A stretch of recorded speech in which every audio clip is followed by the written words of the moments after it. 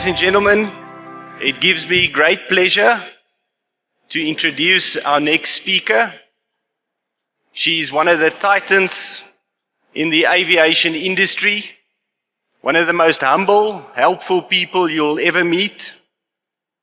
Dr. Lonell Coetzee is a highly driven aviation professional with 21 years of experience in the industry. Her expertise spans across air traffic control, commercial piloting, academic leadership, and aviation systems integration. She holds a Doctorate of Business Leadership degree from the University of South Africa, a frozen ATPL helicopter license. She's a grade 3 instructor. Lonell is passionate about aviation education in South Africa, and she's dedicated to applying her strategic and operational expertise to enhance safety, efficiency across the industry. What an amazing person. Lonell, we look forward to hearing from you.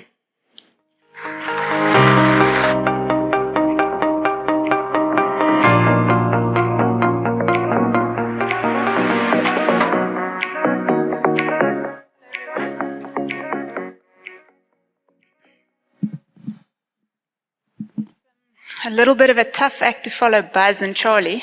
I am going to try. So I wanted to chat about a little bit of a different topic today. One that some of you might be familiar with and others probably not. We are preaching to the converted here. If you've taken the time to actually rock up today, it means that you probably are familiar with this, but nevertheless, just bear with me on this. Who of you have actually heard of the term safety 2? Just raise your hands. Some. That's good to know. It's not a new concept. It's something that's been around, especially in Europe and abroad, for like over 10 years now. But at Henley Air, we're pretty well versed with it. We practice it and preach it daily. But for some reason, it hasn't really taken off, especially in the greater South African aviation context. And just to illustrate that, who here that said they know what it is understands and can explain it to someone? No hands. Okay. And who understands how to practically implement it? I'm guessing even less, right?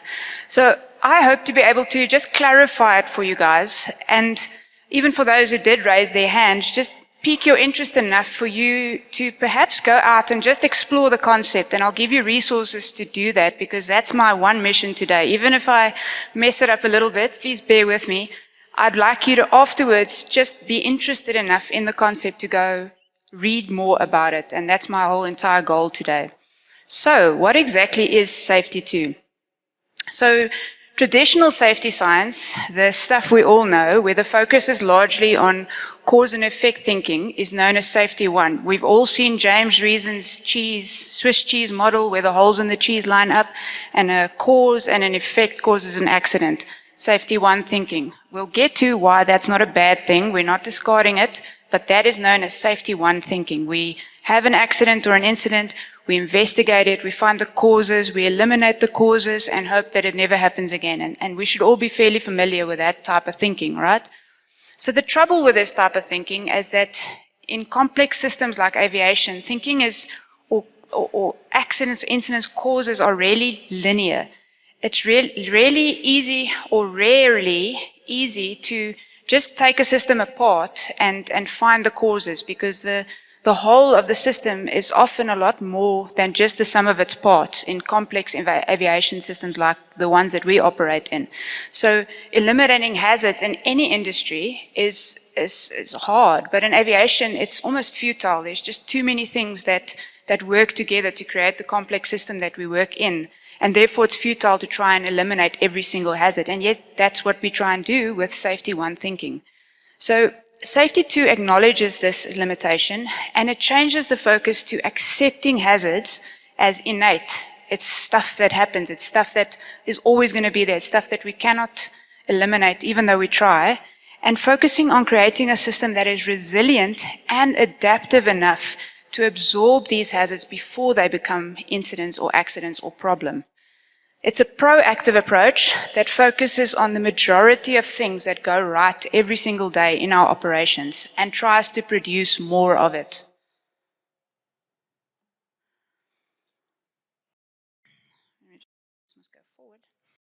So if you take a look at the normal cause or the normal curve of everything that happens in a daily life of a pilot or operation or in our industry, Professor Eric Hollnagel, who is the father of safety too, argues that if you average out the working day or the working life, 99.9% of things actually go right on any given day. They vary between planned outcomes and positive surprises, but they are generally quite good outcomes, consistently good outcomes. Yet, when we look at safety management, we tend to focus all of our time, effort, energy on analyzing the 0.1% of things that go wrong, or the unwanted outcomes, as Prof. Hollnagel calls them. And that's a little bit like analyzing what makes a happy marriage by looking at divorces.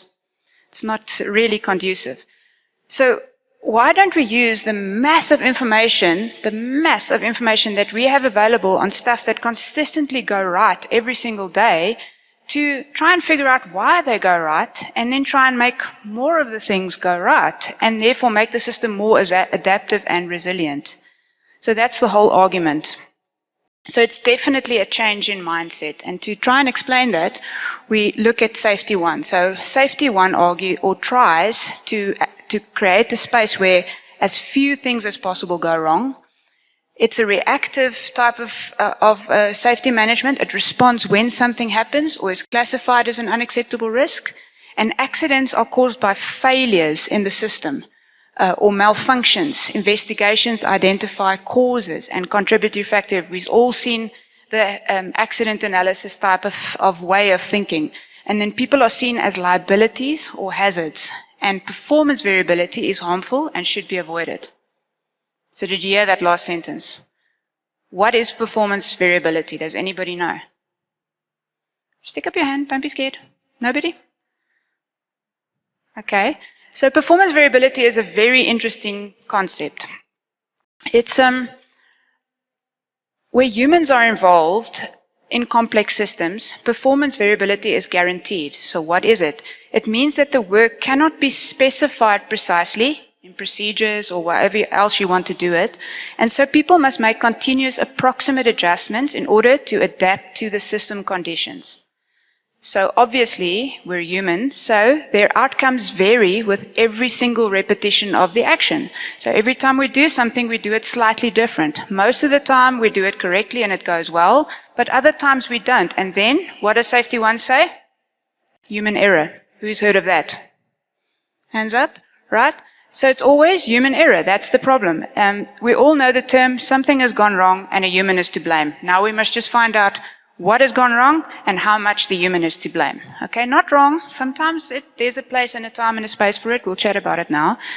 But does this mean, so let's talk about Safety 2. Safety 2 argues that as many things as possible go right. So we are trying with Safety 2 to ensure that as many things as possible go right.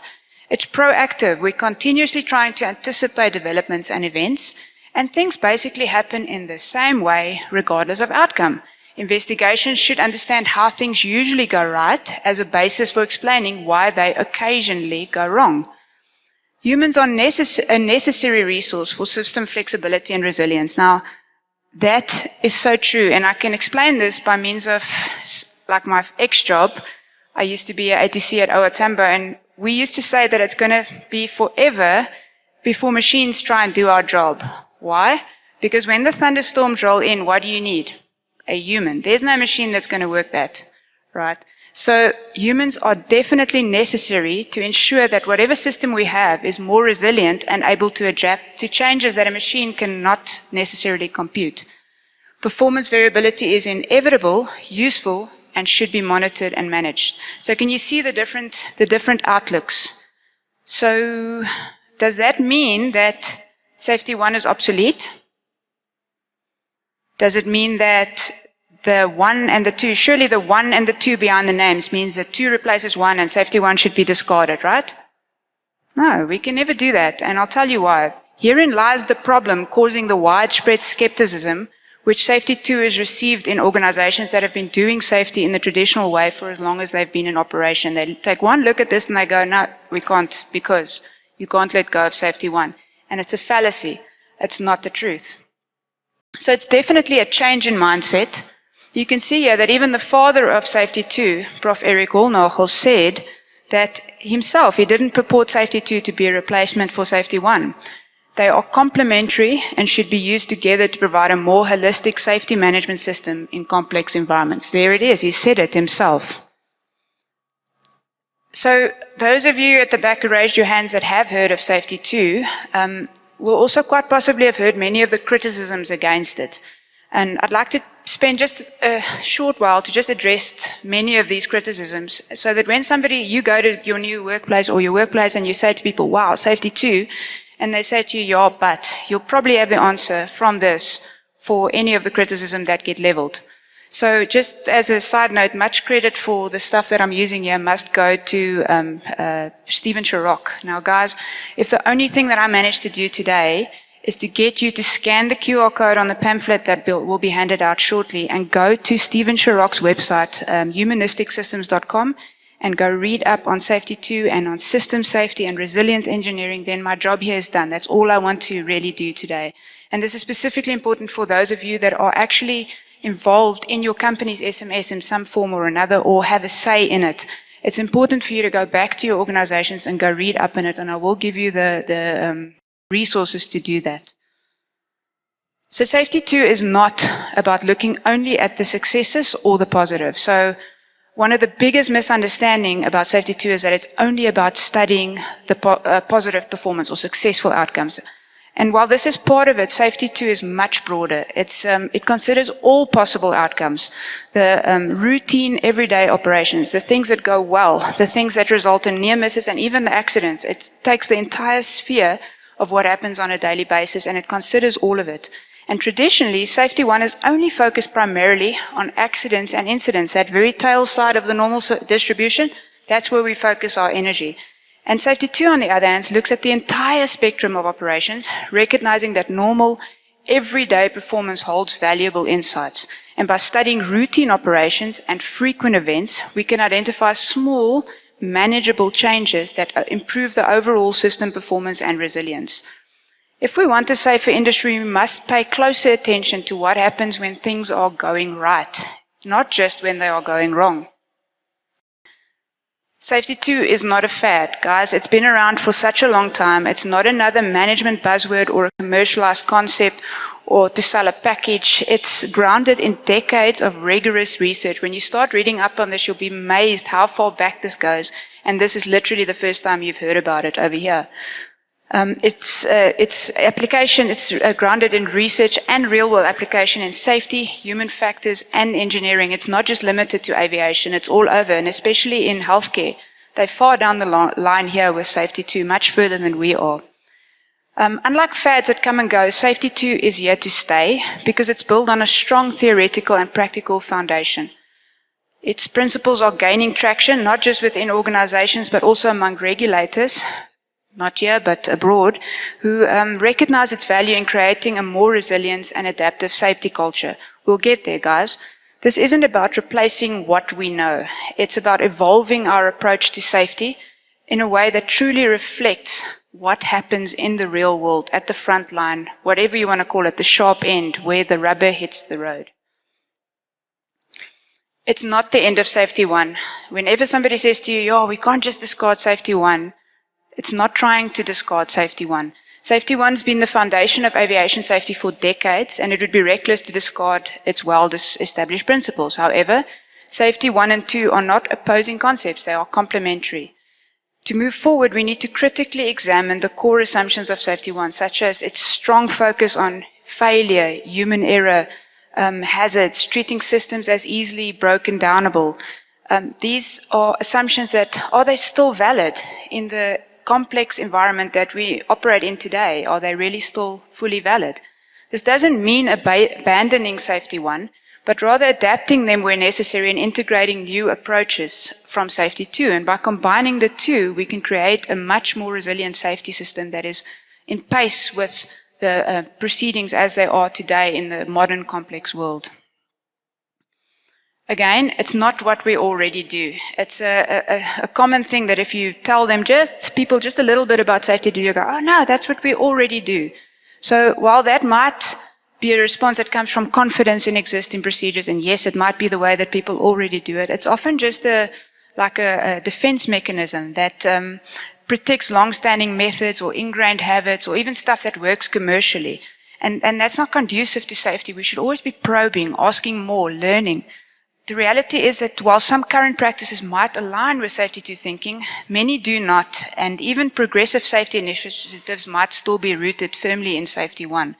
So the problem with we already do that is that it shuts down critical thinking and reflection, and instead of asking whether we already do it, we should be asking how are we doing it, and what are the outcomes, and why do we do it? And these are very constructive questions that will give you much more insight into the current things that you are doing than just saying, this is the way we're already doing it. True progress comes from not from protecting the familiar, but from being willing to question and to refine our approach to safety. If safety doesn't evolve, then what are we doing as an industry? It's not them and us. There's no Safety 1 people and Safety 2 people. That's not the idea with this. It's, again, complementary. It challenges us to reflect our core assumptions about people and systems.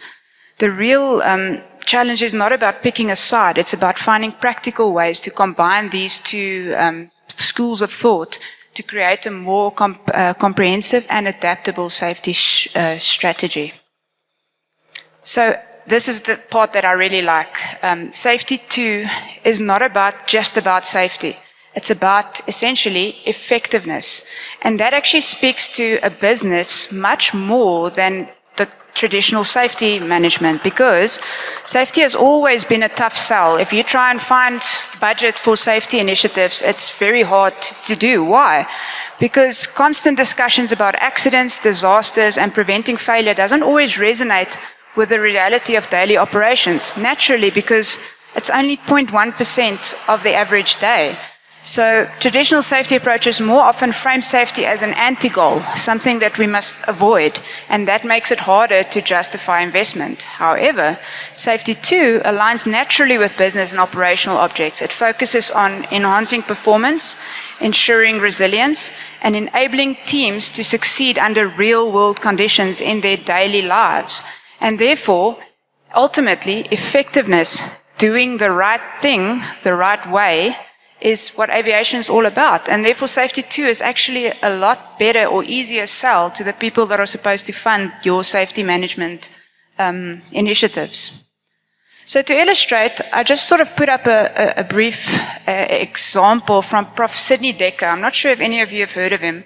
He's actually quite well known in the safety fraternity. And he says that they went to a large health authority employing 25,000 people who faced troubling patient safety statistics, with 1 in 13 patients harmed in their care.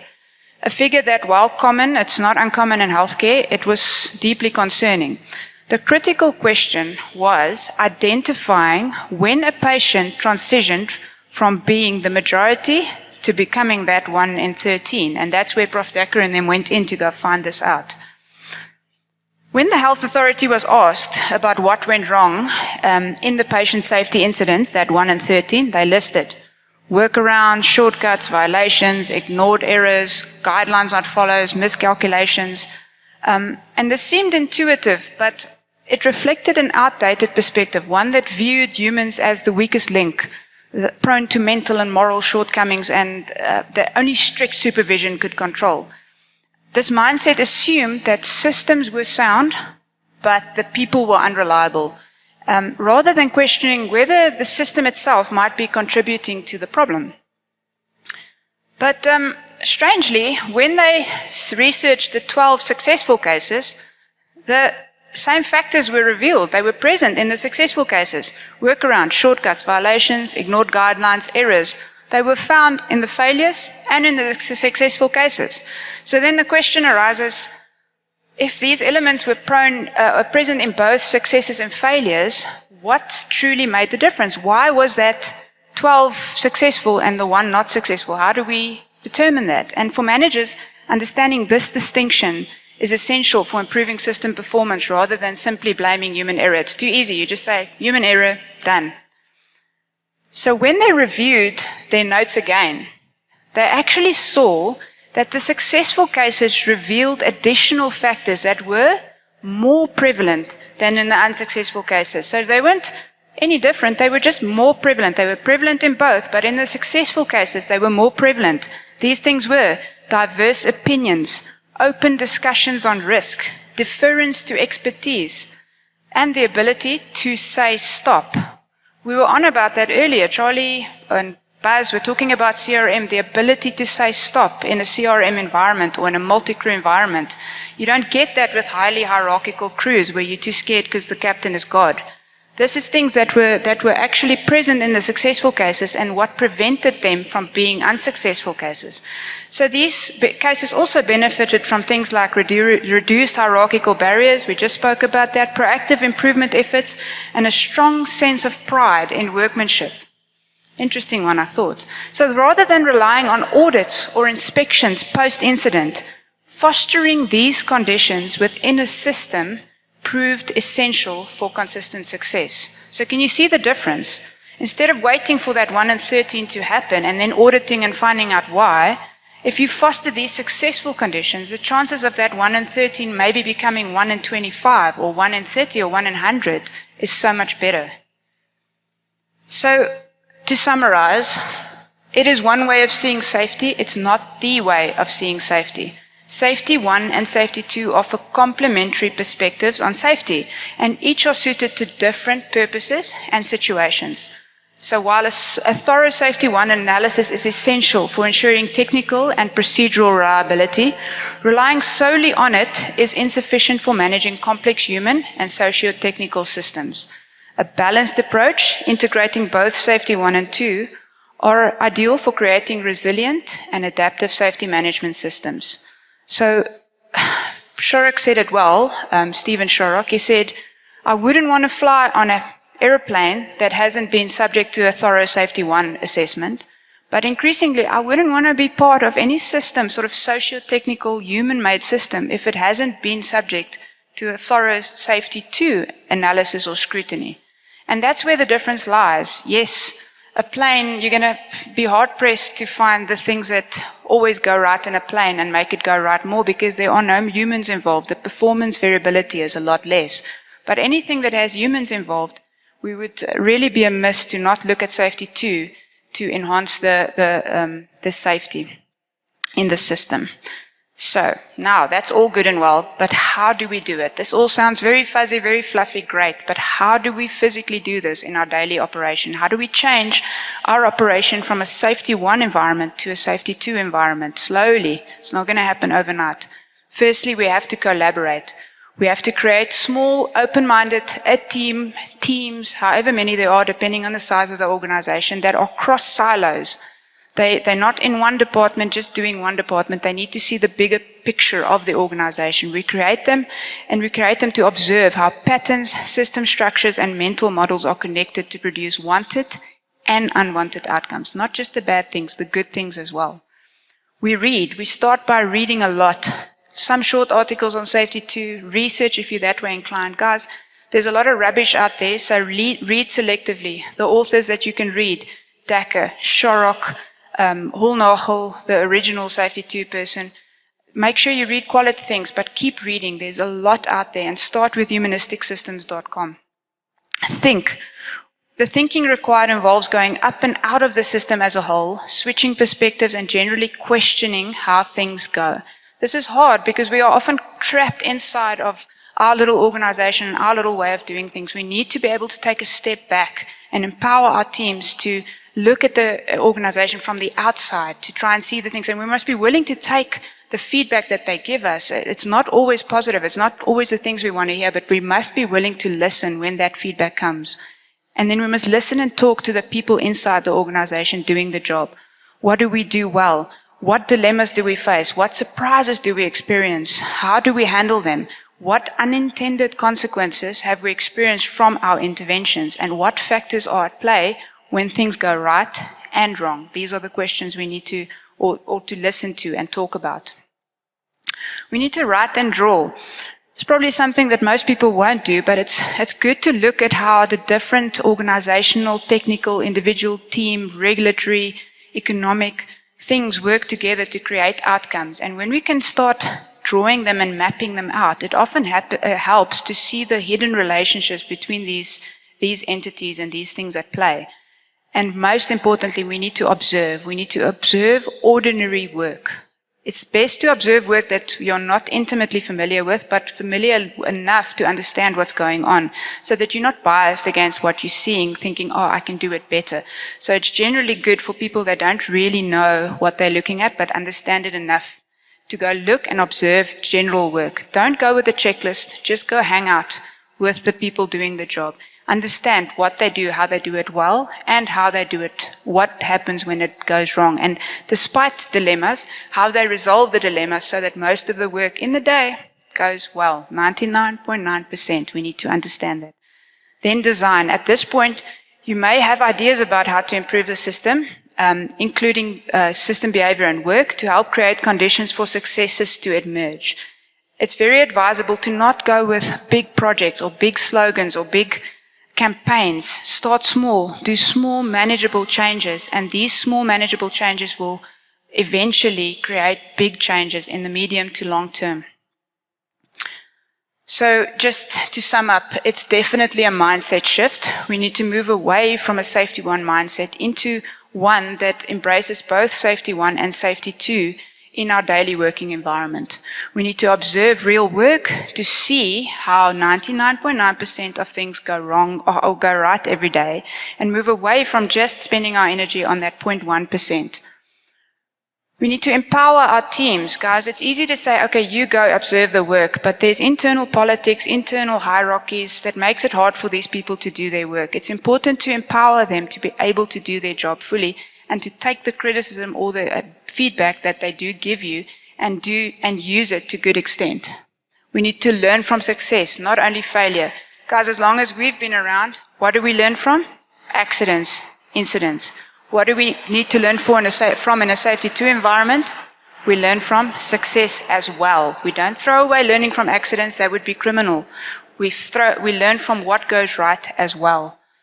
And then, like I said 100 times now, safety 2 is not a replacement for safety 1. They need to work in complementary, in a complementary team to create a more robust safety management system. So, safety is a team effort. I just sort of wanted to say that 2 things really. Safety is a team effort. The human is the unpredictable yet irreplaceable key to this effort, and not simply an inconvenient reality blocking its path. We need to see the human as a resource to use and as an invaluable resource, one that cannot be replaced by machines. And lastly, please scan the QR code on the little pamphlet that you got and read more about safety 2 and system safety on humanisticsystems.com. I promise you that the time will be well spent. Thank you.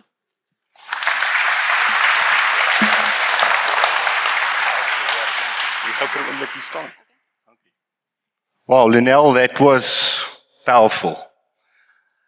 And I think we all can learn a lot from the philosophy. It can enhance our lives. We have a wonderful quality assurance manager here at Henley Air that highlights the point that safety, we so often connect to flying the machine safely or doing our work in a safe manner. When safety is actually returning, when you open your eyes in the morning to return to your loved ones in the same state as what you left them that very same morning. So this will go a long way in achieving that. Thank you, Lonell. Are there any questions that you guys would like to raise? Hi, Lonell. I agree with what you said, and it makes a lot of sense. But I think there's an economic element to this whole thing that we haven't talked about. And why I'm saying that is for the pilot on the ground, it's easy enough to buy into the system and to start using it, the safety 2 in addition to safety 1. but it will carry a big financial burden on the employer in many cases to get those new ideas implemented or the changes that are required implemented. And at this point in time in the industry, it's the easiest thing for the employer is to just issue a directive and say, you be safe. You will do that, you won't do that. And that's not what we want here. We want to have the dialogue about it and get the thing off the ground. So what is the financial impact of this whole thing and how is it going to be surmounted? Because at this moment, let's be honest, the employers are using the safety, which they call safety, is I've told you not to do that. You've gone and done that, so my peg is in the board. I'm covered as far as my insurance and everything is concerned. I've warned you against being not safe. But that's not what it is. You have to all buy into the whole thing. Am I missing something? No, you're not. 100%. That's a very good question. And it's one of the criticisms that Safety 2 faces. And I can answer it in a 20-minute answer. Or I can just refer you back to, I think it was Charlie that said, you know, if safety costs you money, you should try an accident. It's really hard to convince the average manager and the average accountant that this is something worth spending money on. And the average larger corporation will see it as money spent because you have to get consultants in, you can't do it yourself, you have to, outsource it. But the reality is that you'll probably find more value by insourcing and using your internal resources to do this. You'll find more value because that kind of safety culture can only be turned around when the people internally are actually part of it and part of the change. And if you can't turn that kind of safety culture around with throwing money at it. So that could be the only explanation that I can give you. It has to be an internal effort and it has to come from people that are willing to spend their time to improve the safety culture of the organization. Because a place that goes, oh, do safety, we've told you to do safety, has an unhealthy safety culture. And to turn that around is not going to take a consultant. It's going to be an internal effort, which probably would translate to a little bit of overtime here, a little bit of taking you off shift, doing that there, at observing. It's not as costly as it seems, even though, yes, you are correct. The amount of data that needs to be analyzed on 99.9% of the spectrum is a lot more than just doing 1 or 2 accidents in a lifetime. There's definitely more work, but it can be done in a much more economic way than what you think.